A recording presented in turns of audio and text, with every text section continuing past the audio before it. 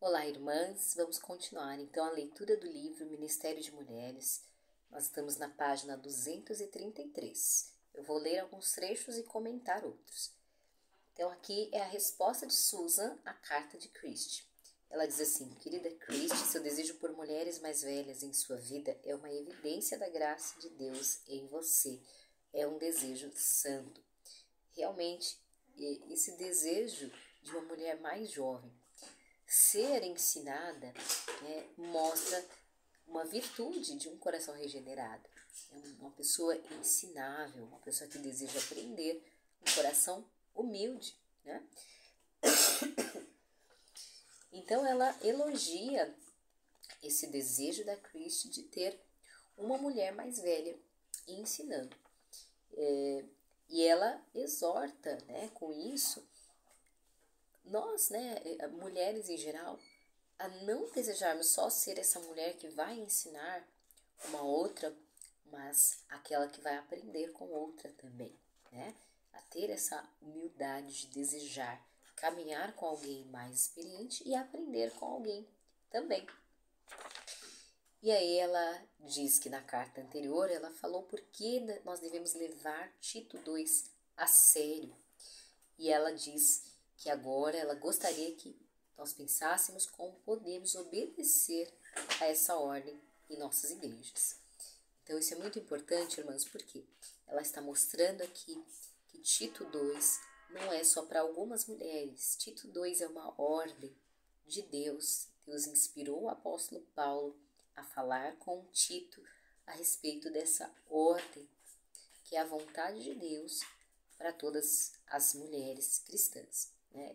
Isso tanto é uma ordem de Deus para todos os cristãos, né? Não só para todas as mulheres, mas para todos os cristãos, que nós vemos isso diversas vezes na Bíblia.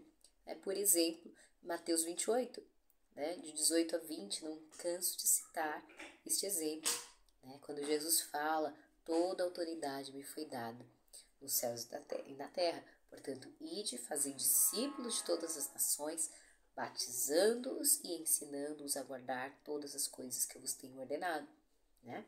Então, não só nesse texto, como também Colossenses 3,16, que eu estou sempre citando também, que diz: habite ricamente em vós a palavra de Cristo, instruí-vos e aconselhai-vos mutuamente em toda a sabedoria, falando entre vós com salmos e hinos e cânticos espirituais e com gratidão em vosso coração. Então isso é para todas nós. E aqui ela comenta por que a vovó Grace recusou o pedido da Christie de discipulá-la. Ela disse que estava com medo porque não achava que ia conseguir fazer o que ela estava pedindo. E isso realmente é uma convicção, né, da Susan, que está escrevendo essa carta. E é uma convicção minha também, que muitas mulheres mais velhas estão desobedecendo a essa ordem, muitas vezes por despreparo. Muitas vezes elas têm medo porque não foram habilitadas para isso, né? Muitas vezes nas igrejas, as mulheres estão ali assistindo, elas estão ouvindo a mensagem, elas estão indo buscar, receber, né? Apresentar seu culto a Deus, mas elas não estão sendo exortadas a agir, né?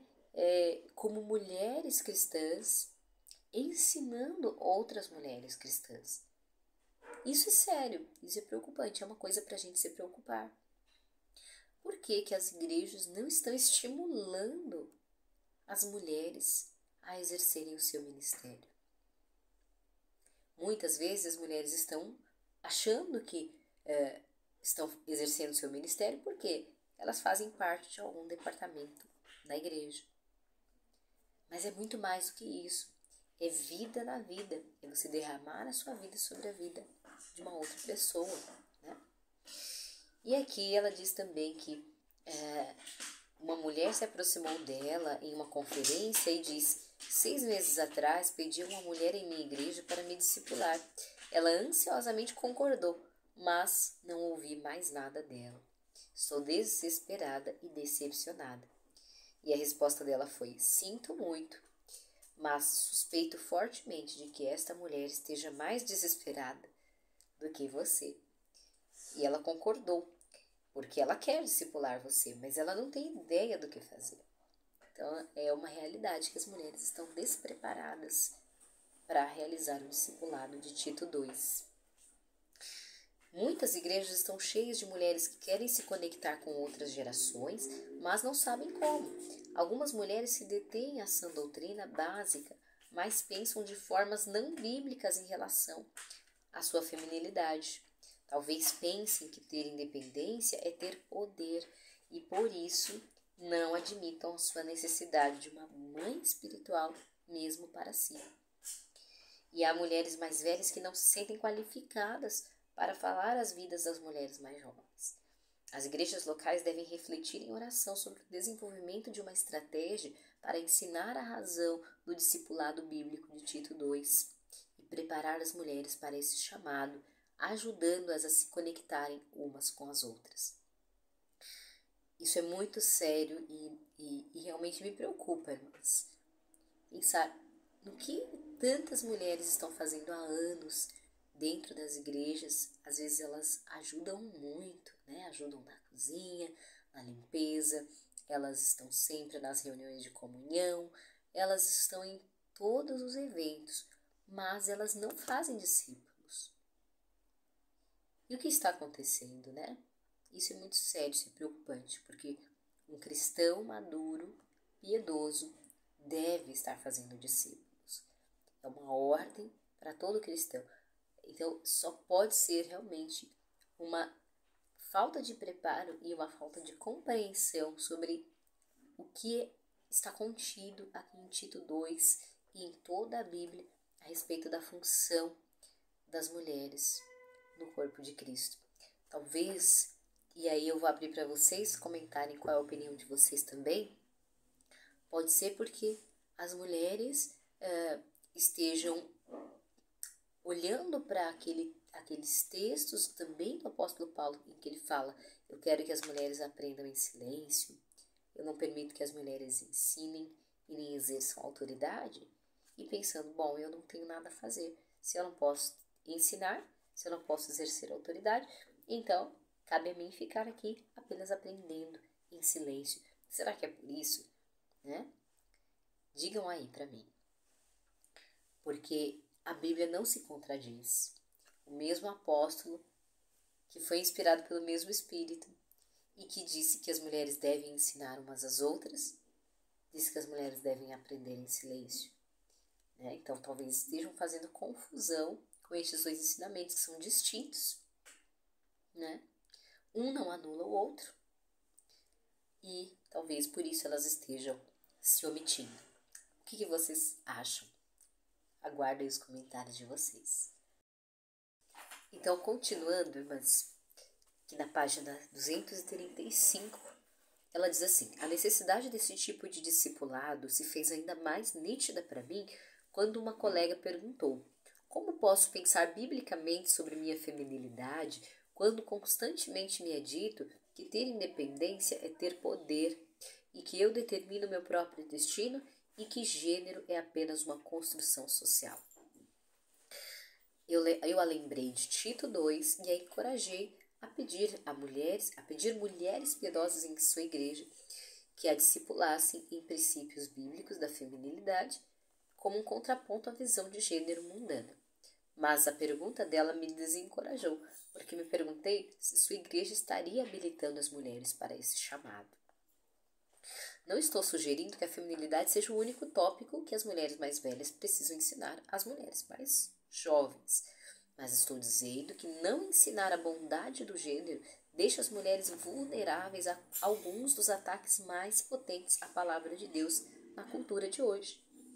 Então, não é que as mulheres mais velhas precisem dar aula sobre o feminismo, né, para as mais jovens, mas a própria vida de piedade delas deve ser um exemplo para que as mais jovens, ao vê-las no seu dia a dia, tenham uma noção muito clara de como que é a vida de uma mulher cristã. Aí ela diz aqui: Cristi, por um longo tempo eu fui mãe espiritual de muitas mulheres, mas não era frutífera em habilitar outras mulheres para fazerem o mesmo. Ouvir minhas histórias sobre o que eu havia feito simplesmente não ativava nada em suas vidas. Então, quando o imperativo de Tito criou raízes nas mentes e corações de mulheres em nosso estudo bíblico, o Ministério de Mulheres quis estender esse alcance para além do estudo bíblico.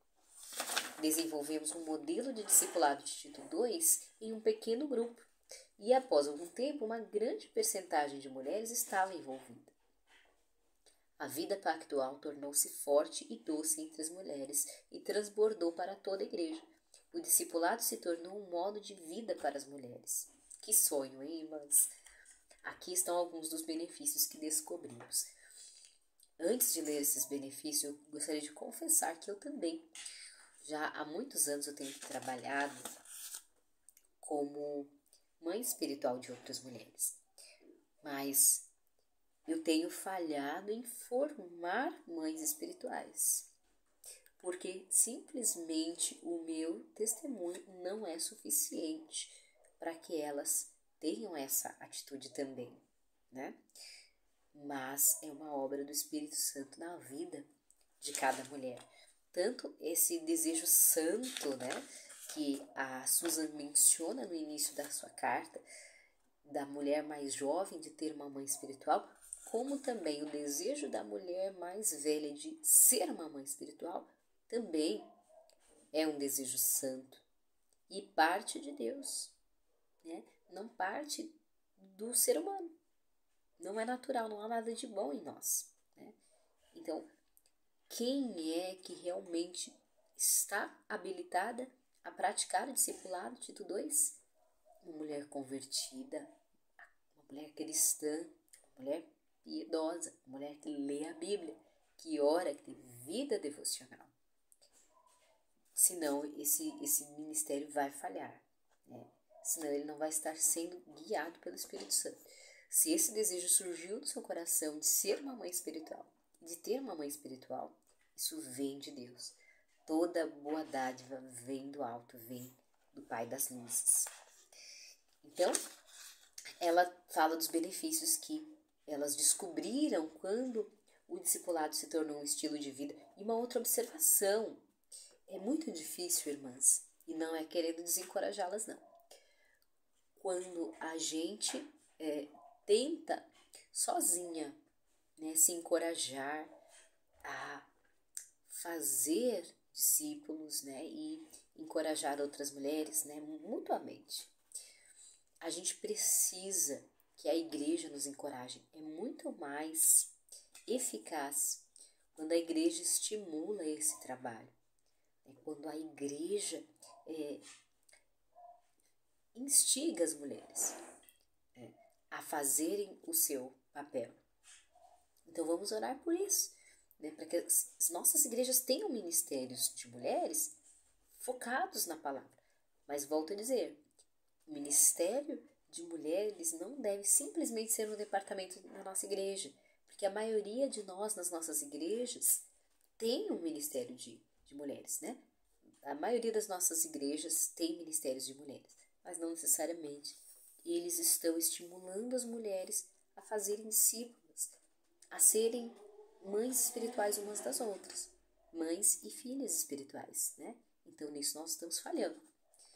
Então é um trabalho de formiguinha, né? Porque precisa vir ali do pastor da igreja, né? Do conselho da igreja, esse estímulo, né? Eu sinto ainda que nós somos muito institucionalizadas, então nós precisamos que isso seja delegado a nós para que a gente leve a sério.